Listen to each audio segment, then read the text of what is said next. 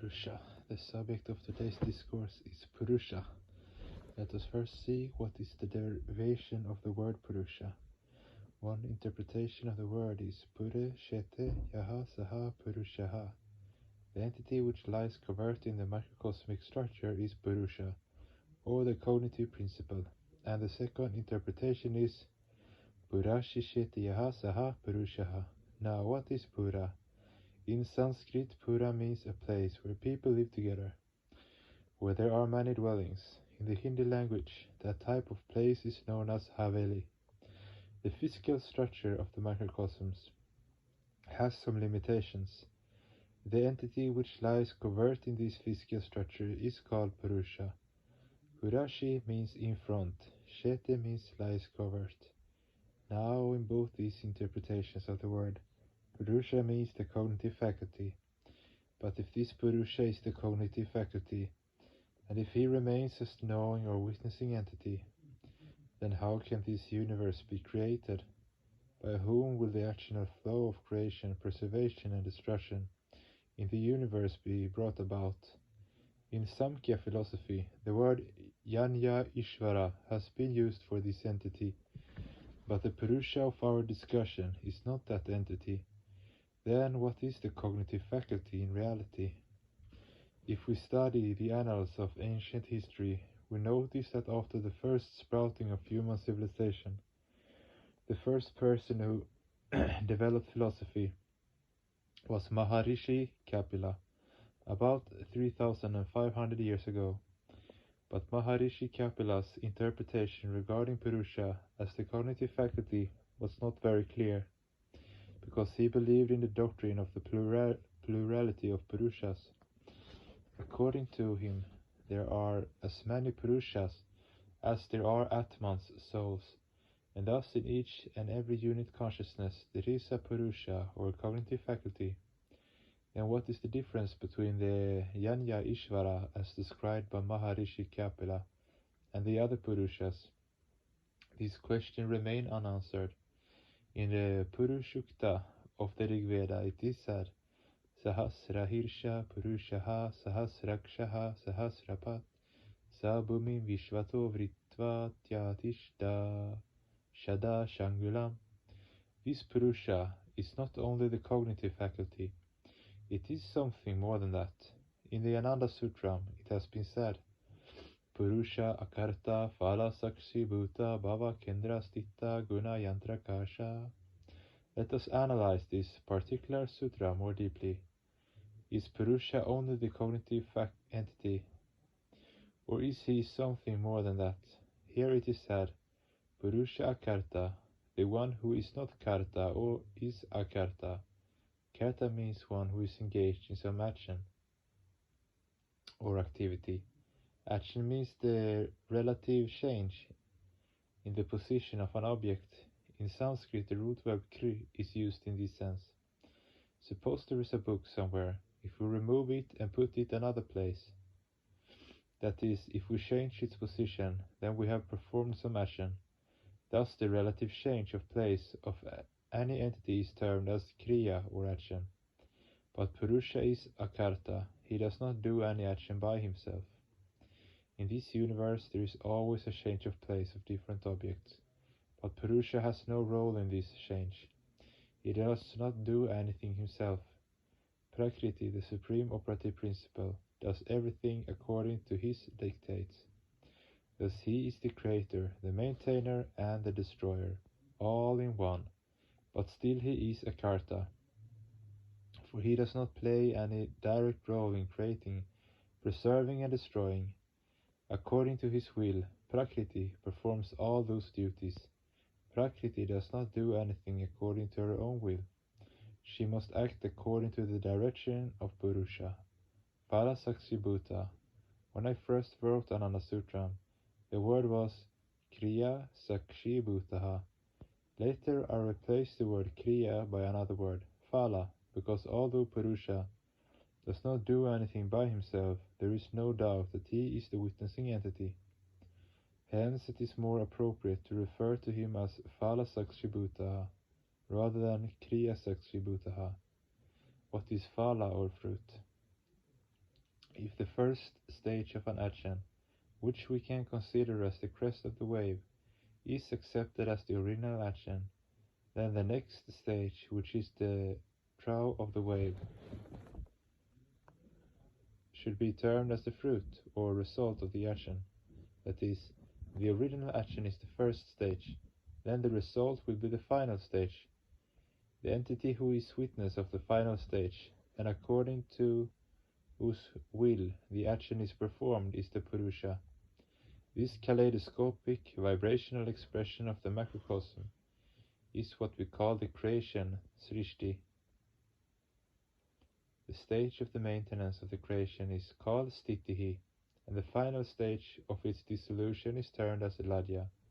All these three, the creation of the universe, its maintenance, and its dissolution, are all of macropsychic nature.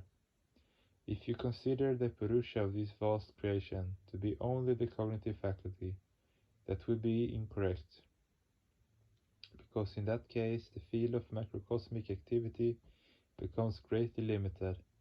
Thus Paramapurusha is not merely cognition, he is something more than that as well, and the totality of Purusha as the creator plus Purusha as witnessing entity constitutes the macrocosmic ectoplasmic scope. The original form of this macrocosmic ectoplasm is philosophically termed as bhava. Shuddha satta visheshatma prema surya kshu samyabak rushibi shitta masrinya kridasha bhava uchate. Out of this macrocosmic ectoplasm, the infinite takes its expression, and out of this macrocosmic expression, which is called Chitta, the micropsychic structures have emerged. Purusha is the hub, or the nucleus, of the ultimate cause of creation. Thus he controls the macrocosmic ectoplasmic scope. Although Purusha himself does not do all the phenomenal activities in the physical world, he gets them all performed by Prakriti, because he is located in the macrocosmic nucleus. He is radiating all the vibrations directly, so how can we declare this Purusha to be the same as the Purusha of the Samkhya philosophy, and how can we say that this Purusha is a mere witnessing entity or cognitive faculty? Rather, his scope of activities is very, very vast, indeed it is infinite. Now the question is, what other things does the macrocosmic nucleus do? In Ananda Sutram it has been said that Purusha is Guna Yantrakasha. What is Guna? When an unmanifested entity in the course of evolution comes within the scope of limitations, it is called Guna. The collective name of the three Gunas, Sattva, sentient, Rajas, mutative, and Tamaha, static, is Parama, Prakriti. But although these Gunas are infinite, they are undergoing constant erosion. In this regard, one particular term should be used. Sa nitya nivritta. For instance, if ghee or clarified butter comes in contact with fire, the ghee gradually melts, and more ghee has to be poured into the fire. Otherwise the fire will be extinguished. In the same way, Prakriti is constantly undergoing depletion. Why? Because due to the constant ideation of Purusha, she is gradually merging in Purusha. As Prakriti is infinite, although she undergoes this constant depletion, she is never totally exhausted, and when she merges into Purusha, she becomes transformed into Purusha. Thus Brahma is one without any second. This is a very subtle philosophical concept. Although Prakriti is infinite, yet her infinitude is slightly impaired due to her contact with Purusha. Guna Yantrakasha. Purusha is the controller of the three gunas. That is, between the cognitive faculty and the operative principle, there is a relation of subordinated cooperation, not coordinated cooperation. The operative principle is bound to act according to the will of the cognitive faculty. Purusha is akarta, no doubt, but how can he be said to be only the cognitive faculty? For this reason, Purusha is not merely the Chitti Shakti or cognitive principle. He is something more than that. But it is not possible to describe this aspect of Purusha, which is beyond cognition itself. It has been said regarding Purusha in the 10th mandala of the Rig Veda, Sahasra Hirsha Purushaha Sahasrakshaha Sahasrapat Sa Bhumi Vishvato Vritva Tyatishada Shangulam. Regarding the witnessship of Purusha, it is unlimited. Then what is the difference between the macrocosm and the microcosm? The microcosm is sustained by its inherent properties. We say that a certain substance is oxygen because it has a particular property. We say that another substance is fire because it has certain innate characteristics. Another substance is air because it has certain innate characteristics. Another substance is air because it has another property. All objects and living beings are characterized by their respective innate properties. If fire ceases to burn, we cannot call it fire any longer. If air stops blowing, it ceases to be called air. In Sanskrit, there are two words, nila and nila. Nila means blue color, and nila means fixed. If air ceases to blow, if it becomes stationary or immobile, it is nila. If no longer remains anila, air, derived a not plus nila fixed. Thus all the entities, organic or inorganic, animate or inanimate, living or non-living, are distinguished by their innate characteristics. What is the cognitive faculty in the case of the macrocosm? It is the crude individual form of the macrocosm. Thus, whatever quality or essence lies in Paramapurusha is equally present in the 5 fundamental factors. In this way, human beings and other creatures evolve in the quinquelemental world, within which the witnessing entity continues to function. Something cannot emerge from nothing. Thus, the infinite capacity of Paramapurusha has been transferred in a limited way to each macrocosm. Only a microscopic fraction of the infinite cognitive faculty of Paramapurusha has been transferred to the macrocosms, and that is why their individual consciousness is limited. Moreover, all the microcosms existing within the vast macrocosmic mind are functioning within a very limited fraction of the infinite cognitive power. Thus, the description of Purusha in the Purusha Sukta of the Rig Veda is justified. This Purusha possesses infinite knowledge. He knows the inner essence of every mind of all living beings. Even the most hidden thoughts of an individual are known to him, for the thinking power of all creatures comes from him, and without his energy they cannot think anything, even for a single moment. Whenever human beings think something, he immediately knows it. Thinking is actually like talking within. That inner vibration of mind is immediately caught by Paramapurusha. Not only one's thoughts, but all the inferences you perceive, sound, touch, form, taste and smell, and whatever action you perform, are immediately known by him. Without vibration, no sensation can be perceived, and an action can be performed. And all these vibrations are within his infinite body. Everything in this universe is vibrational, and all the vibrations first emanate from him, and finally merge in him. Thus he comes to know of everything, and without having any intelligence, agency to inform him. Whenever someone says something in the external world, there are some preliminary vibrations in the mind. Human beings see external objects with their eyes, but if one deeply analyzes the matter, one will realize that no one really sees anything. What is actually happening is that a vibration is arising in the optical nerves which vibrates the mind, and then people think that they are seeing a certain object. But human beings have only 2 physical eyes, whereas Paramapurusha has countless eyes. Sahasrapat. Each and every microcosm is bound by spatial, temporal, and personal bondages. Thus people have to make a special effort to move from one place to another. Moreover, they have to struggle against temporal bondages. Also, while moving forward, they have to struggle against the gravitation of the earth. Due to these spatial bondages, people suffer from various limitations. In all these situations, the mind remains the witness. All objects and actions emanate vibrations, which are perceived by the human mind, which then forms an idea about those objects or actions.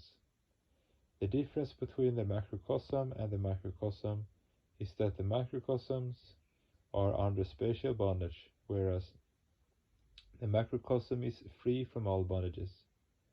Thus, it is quite justifiable to use the epithet Sahasrapat, thousand-footed, to describe Paramapurusha. Sa bhumin ishvato vritva atayati sha dashangulam. Paramapurusha is not only the cognitive faculty, he is more than that. He exists not only in the manifested world, but in the unmanifested world as well. Here the manifested world means that part of the creation which is vibrated by the three gunas or binding principles, but the remaining portion of the creation, which is not vibrated by the gunas, is also within his mind. Thus Paramapurusha is equally present both in the manifested and unmanifested worlds. Philosophy is completely silent regarding the presence of Paramapurusha in the unmanifested world. It is only able to comment on Paramapurusha in the manifested world.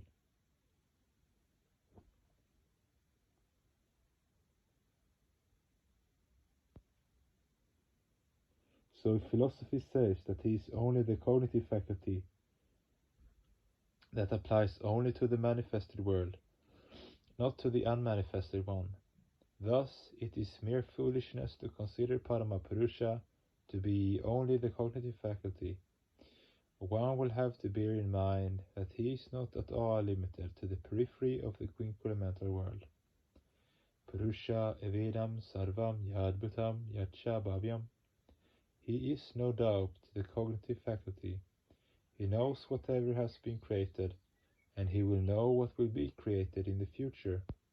He formulates the penal code in order to make people aware, to make them conscious.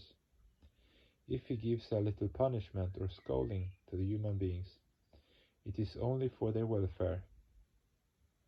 Thus he should do so, and he does. Yadbhutam, whatever lies in the future, he knows it all, and accordingly he takes action. The entire living world is very dear to him. Thus he always cautions people, O human beings, be careful, otherwise you will be in danger. So what has been said in Ananda Sutram in this regard is quite logical. Utamritattva shirshano Paramapurusha is not merely the cognitive faculty, he is also Ishvara, which means controller. It is not enough just to create something, one will have to control it also. Paramapurusha is that controller. Just as he gets this manifested universe of 7 layers or lokas, Bhu Bhuvaha Svaha Maha Jana Tapa Satya, created by Prakriti.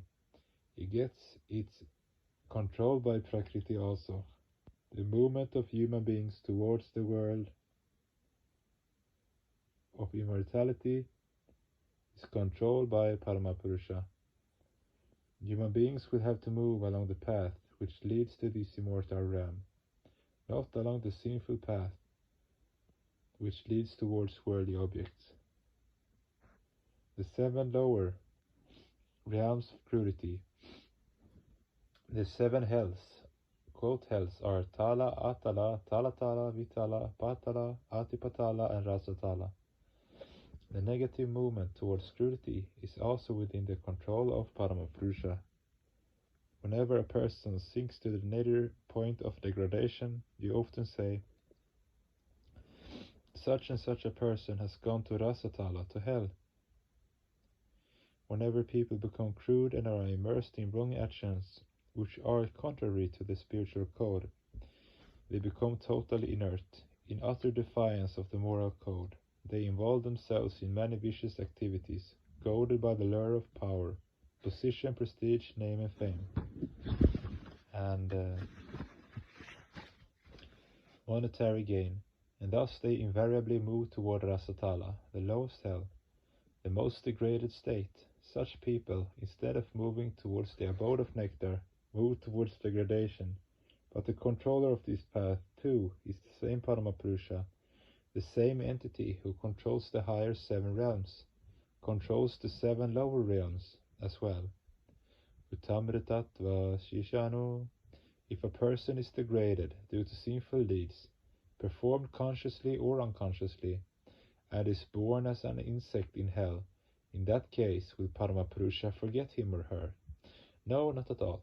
A living entity who suffers in hell is also a creation of Paramapurusha, and he will do whatever is necessary for such a person.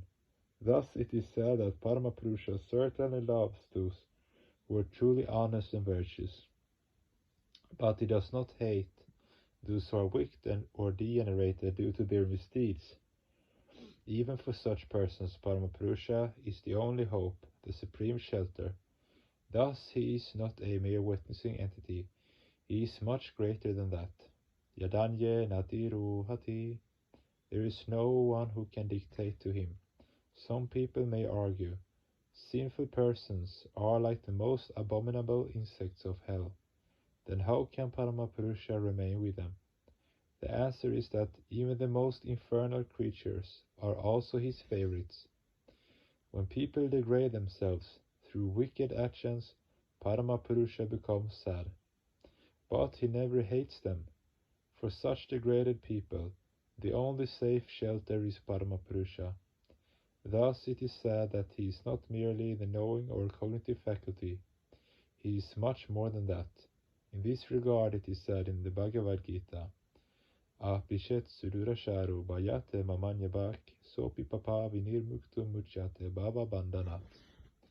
Even if those extremely wicked persons, whom even wicked people hate, worship me with undivided attention, they are liberated from all their worldly bondages. They are free from all their sins. Thus the same Paramapurusha is the shelter of both the virtuous and the wicked, the liberated and the bound. Whatever might be the standard or position of a person, no one should ever be anxious in any circumstances. Paramapurusha is ever ready to help all the microcosms of the creation equally, whether they are good or bad. 12th of July 1979, DMC, Jaipur.